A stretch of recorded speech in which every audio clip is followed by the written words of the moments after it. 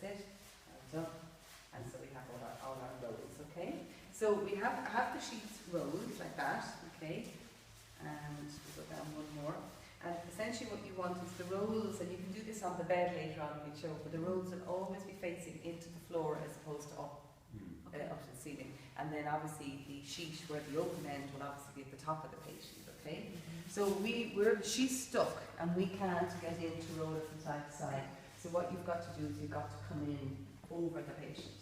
Okay, alright? And you're down here like this and you do have one leg up. Don't get down here because that gets a bit too close for comfort. Okay, so you're one leg up, and then what you're doing is you're going to get the sheet in underneath like this. So this is where, you know, when you're talking about fitness and flexibility on your annual hand courses, this is an example of where you need to be fit and flexible. So what you do is, so you wouldn't be able to help very much, okay? So you're there, and I just tilt her to get the sheet underneath, and that's important, because if you don't do that, what will happen is you're pulling it out on either side, but there's a big ball underneath her back, okay? And you just work your way down then, so you're just going to tilt again, and unroll, and then you're going to come on the same on the other side, and you're going to unroll, and you just work your way down then, okay? And again, it's all very handy. She's small and we have a nice slidey floor, but you may need to tilt to get the sheet from underneath her, okay? And tilt, and then you're down. Okay? And then you can attach your handles then and just pull out in the way that you would if you'd gone from side to side. Alright? So what would you do if you had sheets that didn't have handles? Just getting this close to the body. Yeah, so you come down here in this way. You're probably better in this position like this.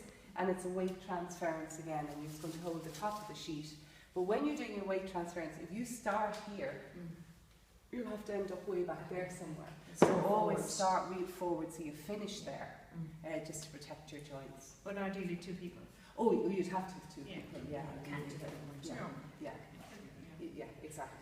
Right, but again, I suppose if you're absolutely desperate, you could come down here and just grab the one sheet and pull, but probably a smaller patient. In case of fire, Yeah, you may have to do that with the person. you may have, exactly. You just need to pull as best on you the can. sheet or on a mattress or whatever. Well, that's it. I presume you have all the fire. Yeah, with fire evacuation Yeah. thing, shoot. Yeah. And then you've heard of the elk, haven't you? The elk and the camel. No. So we obviously we'd have pulled her out, so that's Yeah. she'd be out and she'd only be on one sheet, and then you can do the hoist or whatever it is that you want to do after. Okay.